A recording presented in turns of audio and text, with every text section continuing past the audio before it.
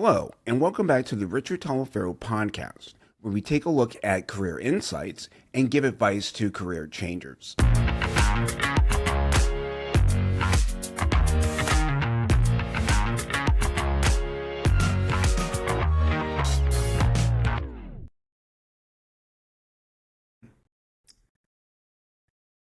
My guest today is Dale Power, the creator of Reimagine Retirement, a program that helps accomplished people think more deeply about what comes after a successful career.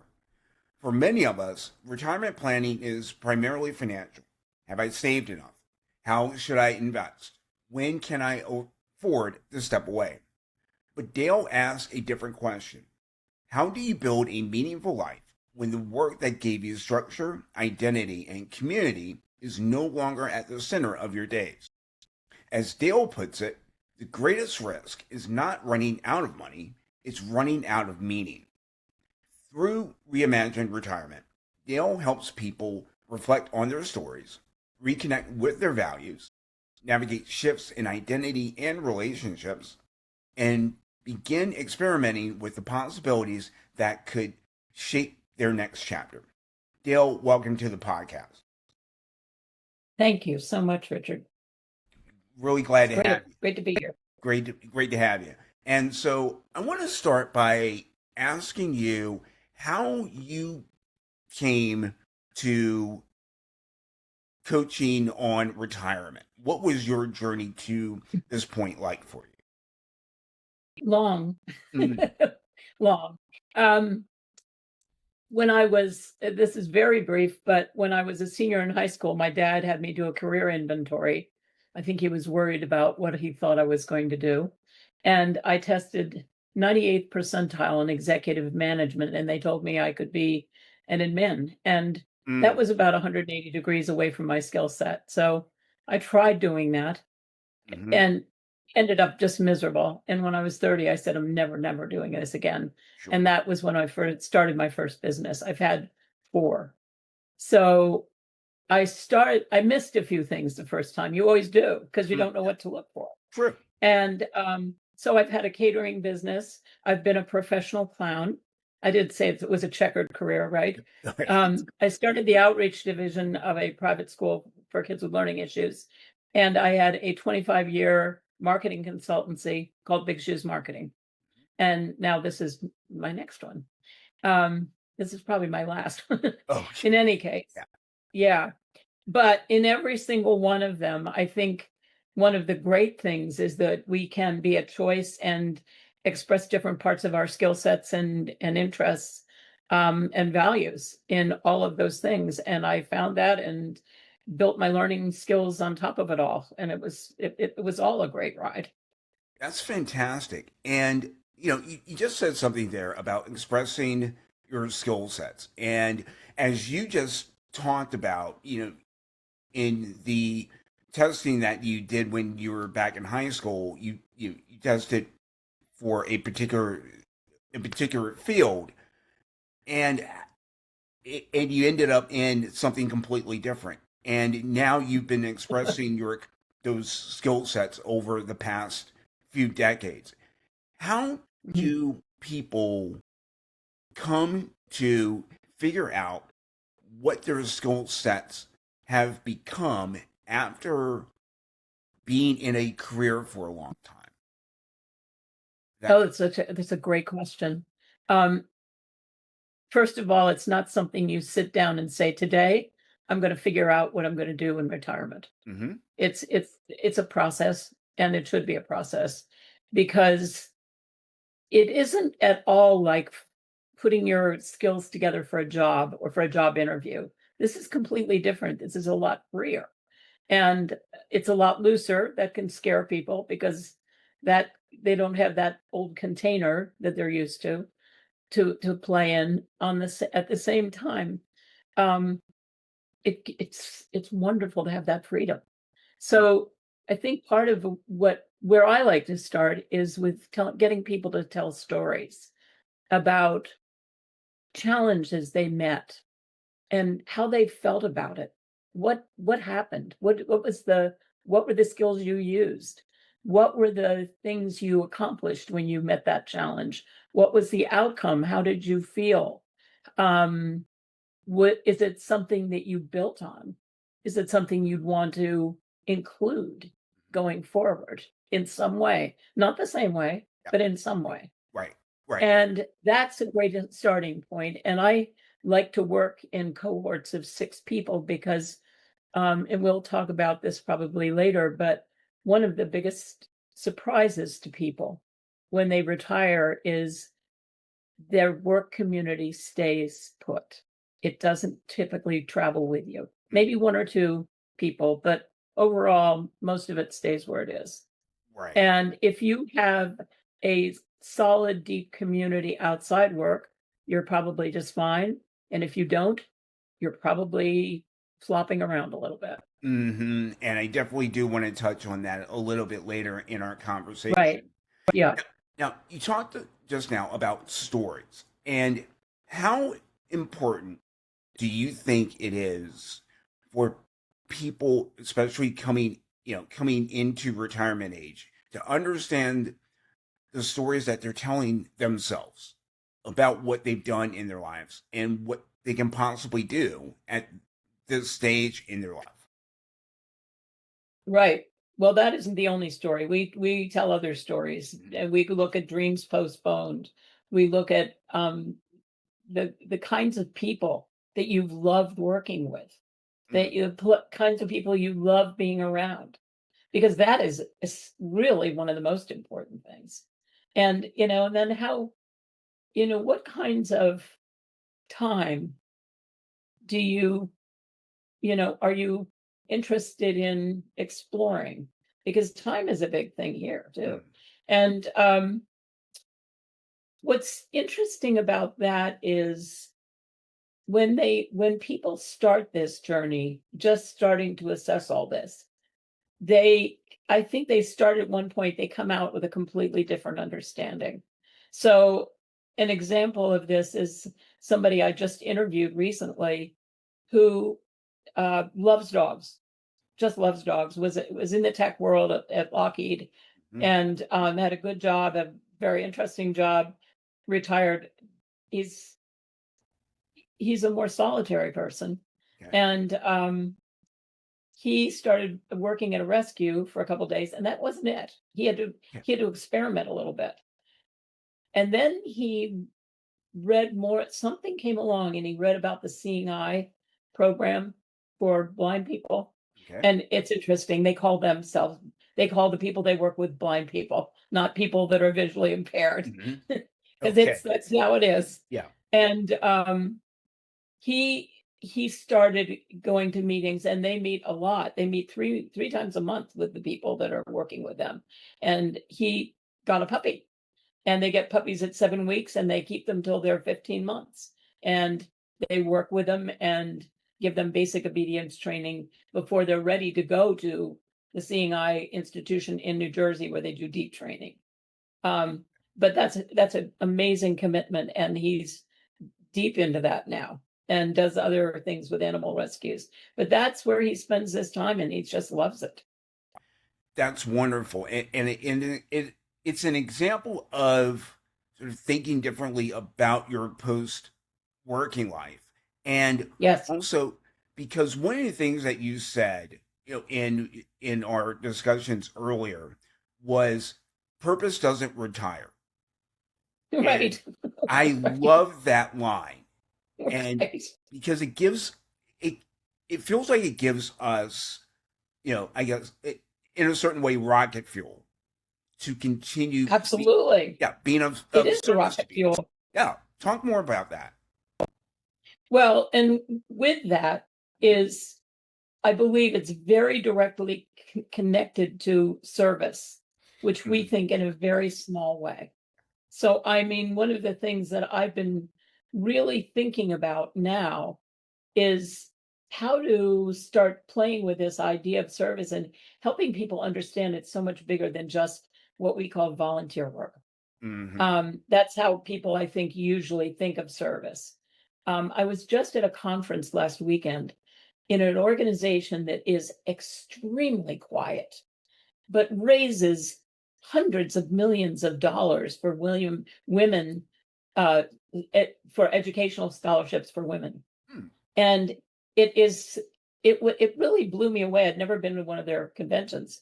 And it's so interesting. And what I suddenly realized sitting in this big room of several hundred women was these people are the glue that keep the community operating and in a positive way. They keep things moving and keep making things better for people.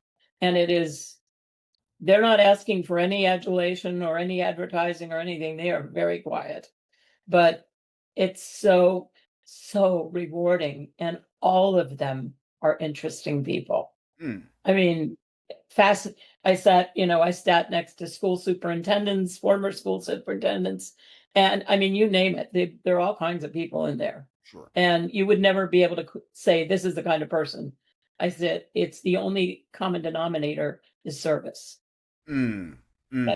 And service is what gives us meaning and purpose, Right. because it's being able to expand your generosity and share it so that someone else can benefit. Mm-hmm. And I mean, and it feels like it's repurposing our energy into something useful that's beyond just business, for example. Would I have that right? Absolutely. Mm-hmm. Yes. And again, going back to the idea of volunteer work, so many people think, oh, I could work in a soup kitchen. But eventually, I mean, that may be very rewarding and that's fine. There's nothing wrong with that. But some of that little stuff maybe isn't as deeply connected enough. It's really being able to connect into a community that is doing something that it becomes so meaningful to you that nobody would have to ask you twice to do it. Right. Right?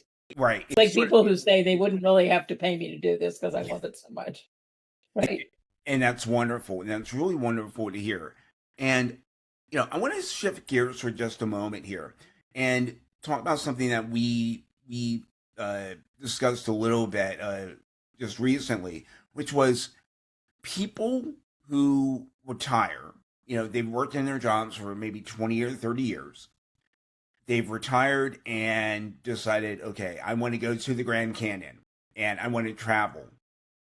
And Yep. they get, they get about a year or so in and they go, okay, I got to do something else. I got to do something else Right. other than travel now. Yeah. Do you see that often with people? All the time. Mm, And I think it's more at 6 months. okay. You just can't travel all the time. Most people don't have enough financial bandwidth to travel all the Mm, time. Although there are people, I guess, that live on cruises, but yeah. but but yeah, you want to be at some point you want to be home. It's fun to go travel, and there's nothing to say you can't travel. Hmm. Your schedule becomes much more fluid when you're retired. And Right. you can plan all those things. There's no reason you can't do any of that extra. You can play all the golf you want, but there aren't many people that can play golf every single day of their life and really be happy with it. Right. They need something other than that. Hmm.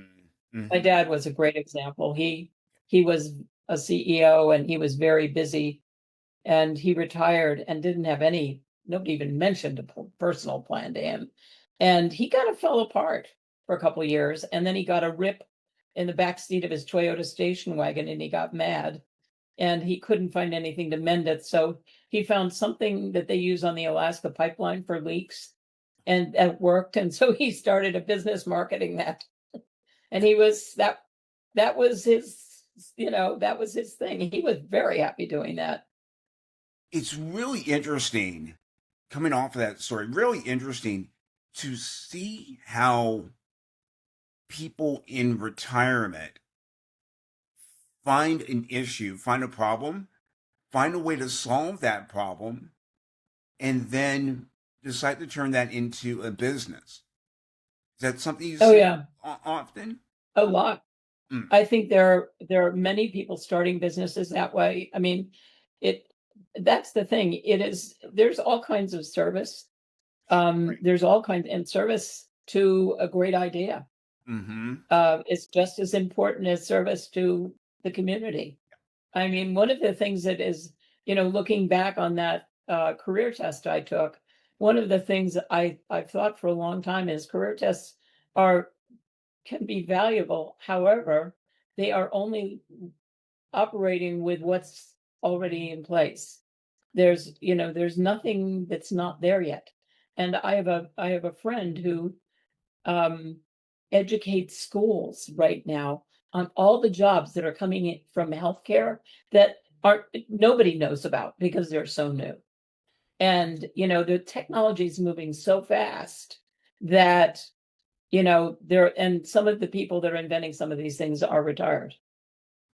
Amazing. That's amazing to hear that, and it really goes against the stereotype, I think, of people when we think of people going into retirement, them you know staying in the house or sitting on the porch and not doing anything. And it's really, as I've been you know in sort of this realm, in this sphere, it's amazing to see that people are still active, still producing, and still being of service. Yes. Much longer past our quote unquote, retirement age that we're all told that, here's your gold watch. Thanks for, thanks Right. for your, thanks for your service at work here, and that's it. And we're in it. It feels like we're in an age now where that is much less than. You'd be surprised. It isn't as much less as I think it needs to be. Okay. There is tremendous ageism around. If Mhm. you're over 65, good luck finding filling out a job application anywhere. You're not going to get any response. Right. At the same time, if you think about it logically, Mhm.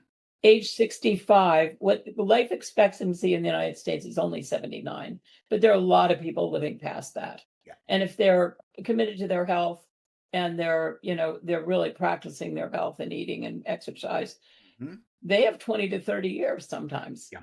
Um, another person I just finished interviewing is a fellow that built a multi-billion-dollar engineering company, and he mentors young, old, rich, poor, inner city, suburban kids in college. He runs a Spark Bowl for Delaware University, is on the board of a lot of places, and he plays sax in a band. He's 84. I Wow. mean, there are a lot of people that are not stopping even a little bit. And that's marketing has not caught up to that. The message in marketing we get is you've worked hard, it's time to play. Hmm. Stop, rest, and play. Really, for 20 or 30 years? Yeah. You are not going to be well if you do that. No. No. Exactly. It's just our life expectancy, as you said, our expectancy.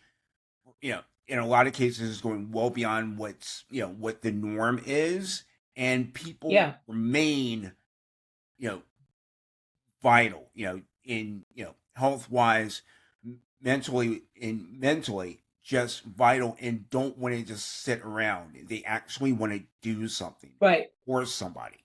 Yes. Yeah. And they don't know where to start. And Right. that is the problem. So one of the ways to start is that's why I started Reimagine Retirement, and I'm starting it in groups, but I'll be doing online and live groups and having these discussions. And they start in story circles of what we talked about earlier Hmm. is tell me a 3-minute story about a challenge you met, and tell us about that. And then I give some instruction at the beginning for the other people that are in that circle to ask questions. And so it becomes a deeper conversation immediately. It also develops community pretty fast, Yes. which is great because you have people in the room that understand where you are because they're there too. And it doesn't mean they have to think the same way, but you're bringing different points of view to explore a problem that gets very interesting. That gets really fun. And I would imagine so, because somebody may have a solution that you may not have even thought about yet. Would you say? Exactly. Yeah. Exactly. Yeah. Yeah, Yeah. it's fascinating. Mm. Now, it, you know, one of in our earlier discussions, we talked about there are three things that most people nobody talks about when it comes to retirement, and you just mentioned one, which is community, and the shift from your work community to having a social community. That can be a Right. very rough transition. Can you talk a little bit more about that? Sure, absolutely. I'll tell you in the form of a story of a man I was interviewed by on his podcast who lives up in a retirement community up in Lancaster. And he started a podcast when he got up there, but he was a very successful financial planner in New Jersey. And he and his wife, who was a school superintendent, planned to age at home. And then he had a board of advisors who had advised him to sell his company, and he said, "I don't want to." They said, "You have to do it now, because otherwise you'll be too old and it won't be as saleable." So he did, and he thought he would keep working, but everybody only wanted him in the firm. So he left, and he and his wife left work about the same time, and they were both shocked. Their work communities stayed where they were. And they looked at each other and went, uh-oh, maybe we need to rethink this. Yeah. And he is a competitive swimmer at the national masters level. And he does that because then he has to stay in shape for a couple of years to get into the next competition. Yeah. And so they look for retirement communities that have had more than a waiting pool. And he found this one up in Lancaster, and he's there, and he went up there. They're happy as can be, but he swims daily. He's doing a competition, I think, in Texas this summer. And he got 9 other people starting podcasts up there. So he's a busy bee. and that's fantastic to hear. Again, another example of, yeah, the age on the calendar may say one thing, but what someone feels like internally is completely different. Absolutely. I mean, Completely. you talk to 85-year-olds or 90-year-olds who say, I know that I appear differently, but inside I feel like I'm 28. I Right. don't have quite the energy level, but Sure. everything else is kind of the same. And that's really important, I would think, to lean into as we get older, is that what what the mirror presents to us is going to be different from what we feel internally. Yes, Mm-hmm. absolutely. Mm-hmm. The second thing that we talked about is the idea of time. Our idea of time. Yes. We move from structured time in work, where we are busy, busy, busy, and we have time is really at a premium, Yeah. to all of a sudden we have all the time in the world. And after that 6 months to a year, that time becomes a problem for some people because they don't know how to fill it, and they don't know how to fill it with meaning. That that I mean, why wouldn't you want to create something that lights you up every day, Right. right? Exactly. I mean, that's it. Mm-hmm. And so the third part of this is, you at work, you have a title usually, or at least you have a profession of some kind. Yeah. You can say, I'm a doctor, I'm a lawyer, I I'm a CEO, whatever. When you leave work, you leave your work title there. Yeah. And all of a sudden you become that your title, for a little while at least, is retired. And when someone says, "What do you do?" and you say, "I'm retired," what's the answer to that? Do Mm-hmm. you know? I It's don't. "Oh." Yeah. It's "Oh." Yeah. Which is Yeah. not really the response you want. No, it's not. No, Um, it's not. and sometimes when I say, "Oh, what are you doing now?" Many of them say, "I have no idea. I'm flopping around. I don't know what to do with Mm. myself." And that's a deeper That's question. Yeah, Yeah. it Yeah. is. And it's really, we make it harder on ourselves than I think we always make it harder on ourselves, right? Right. But It's true. Yeah. I want to go back to time for a minute. And sure. in terms of, you know, when you are working, especially working for somebody else, you are on their schedule. You know, You bet. yeah, it's 9 to 5, 10 to 6, whatever, what have you, whatever hours that they have you working. And for a while that becomes your life. That's the life that you Yes. know. And then when you when you retire, when you leave that job and do something, leave that job, all of a sudden there's a freedom there in that, hey, I've got all this time now, but there's no structure to it. Right. How do you find people responding to that freedom and that sort of and that scary feeling of, oh my god, I've got all this time now?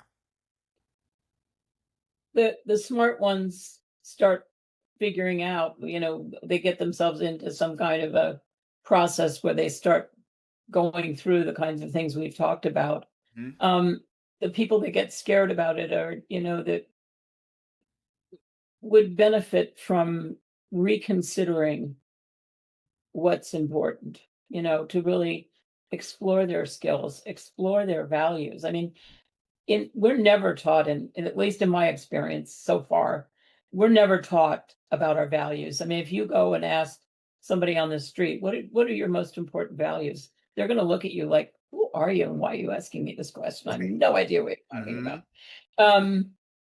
But our values are the things that mean the most. And if we don't know what those are, that's a great place to start.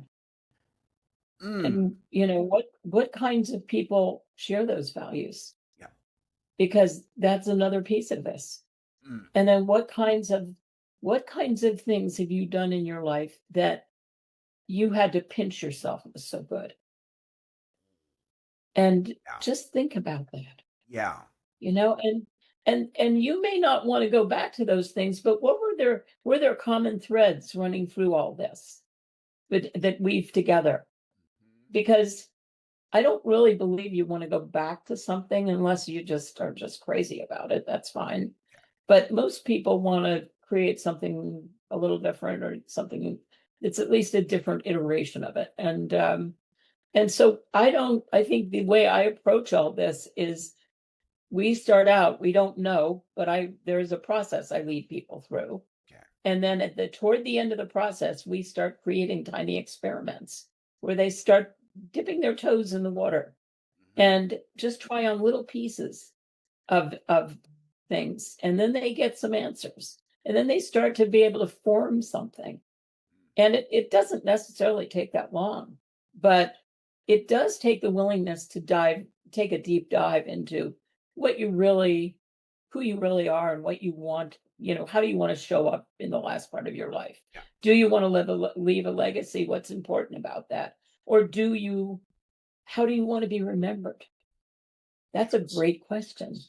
Yes. And some of the questions that you are coming up with are great because they really make people pause and Yes. sort out where they are right now and Yep. where do they want to be, and then what steps are they going to take to get there. You bet. Yeah, Yeah. absolutely. Mm-hmm. Mm-hmm. Yeah. And And and the pause is uncomfortable for a lot of them because they're used to, absolutely. moving through work structure. Mm-hmm. This is a lot freer. At the same time, it the freedom is what gives you the ability to think creatively. And how do you how do you see people responding to that freedom? I mean, in terms of, Sometimes nervously. yeah, okay, yeah, because it feels like you are opening their eyes to something that they haven't experienced before. What do Yeah. they I do? mean, I think it's different for everybody. Some people are true Luddites. They're not people that are going to be in this program. Um, Yeah. I did a little introductory program on AI to an organization I belong to the other night. Mhm. And one of the people in it, and I tried to make it fun. I had them write a thank you note to women's organization. Um, I had them write a thank you note, ask AI to write you a thank you note in the style of Jane Austen to someone who gave a dinner party that you loved. Okay. And I thought that was fun and funny. And Yeah. it was kind of interesting what came out. But one of the people on the call said, I can't even remember how to bring my grocery bags into the store. So I'm never going to use this. She would not be a person that would be probably very open to this. Sure. I think people that really want to have a life that is very meaningful, once they get out after 6 months, they don't necessarily want to babysit all the time. They love their grandchildren, they wanna be creative and be part of their lives, Hmm. but they don't wanna just be, unless there's family need, that they don't wanna travel all the time. They wanna travel, but they don't wanna travel all the time. And Hmm. so they want something that's gonna make their life richer and give them great community, and that's all totally possible. I mean, it feels like in listening to you, it feels like we're on the cusp of a new era of as you said, reimagining and rethinking what retirement actually looks like, and maybe even retirement's not quite the right word. I don't know. Right, right.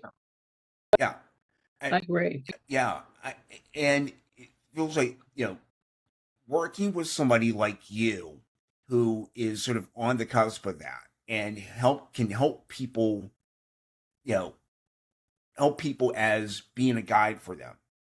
And like, Yes, how do I do all these things? And how do I think about all these things?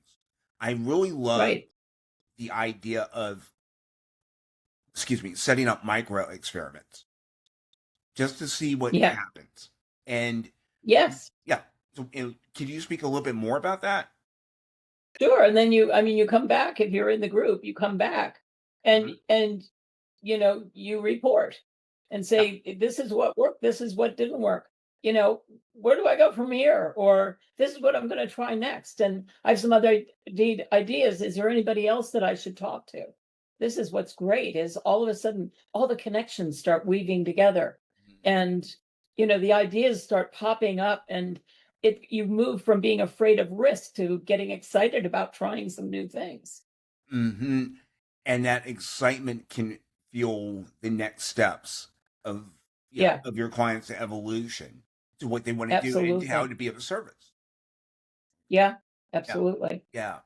Yeah. So I mean, I'm in talking with you, Dale, I'm excited about my next chapter, my next hopefully 30 years of You are going to have great work. you're not going to retire completely. Yeah, But yeah, yeah, I appreciate that, and I look to people like you who are not settling for the sort of stereotypical gold watch, sit on the porch and wait. right. You are remaining active, and I really appreciate that and respect that about you. Oh, thanks. Yeah, Well, yeah, I think that there are a lot of statistics that tell us that we'll stay a lot healthier if we're involved. exactly. I think that's true. And so, as we wrap up today, is there anything in our discussion that I missed that you want to touch on? I think we covered a lot, which is great. I would love people to think of retirement as inspirement. Um, you Okay. know, because I think that's the next stage is where you need to go. There's that piece between retirement and what you're going to do next, where you need to inspire yourself or be inspired or both. Mm, But the messaging on retirement is almost, as you said at the beginning, it's almost 95% is financial and estate, and that's it. And mhm, hardly anybody talks about the personal side of it. And yet all the financial planners, when I tell them what I'm doing, they all nod like, oh yeah, we see this all the time. mm, Yes, it's a big problem. And it's a big problem that's right there out in, plain air, plain space, and nobody's talking about it. So, yeah, I think we need to talk to some of the marketing people about how they're viewing this. And, yeah, it isn't just coming from financial, it's coming from pharma, it's coming from real estate, it's coming from all kinds of sectors, but the message is the same, is real estate, you're old, it's time to move. I mean, you name it. Mm-hmm. And not everybody's ready to go to a retirement community yet. Exactly. Um, Exactly. I think the age is getting higher as people go in, and yeah, you may want to downsize, but there are lots of things to do about that. So Yes. yeah, I Yeah. think that there's creating a new life. You're really creating a new life, which is incredibly exciting. It absolutely is. It absolutely is. And for people who want to experience some of that excitement and by working with you, how do people get in contact with you? Well, I think you have my contact information. My website is shareyourcourage.com. And it's called that because it takes courage It to does. create a new life. It does. And there will be other things I'm bringing on that come under that umbrella. Um, I write on LinkedIn regularly under Dale Power. And I just started a Substack newsletter called The Third Wind, as opposed to The Second Wind. I love that title. I really love that title. And Thank you. and we'll make sure to have all of those links in the show notes for everybody. And yeah, Great. Dale, this was a great conversation and I really enjoyed it. I Yeah, hope thank a lot you of so people got much. out of it. That's awesome. Thank you, Richard. It All was right, great. thank you. Enjoyed it. If you're looking for work that works for you, come find me at richardtaliaferro.com. Thanks for listening and talk to you next week.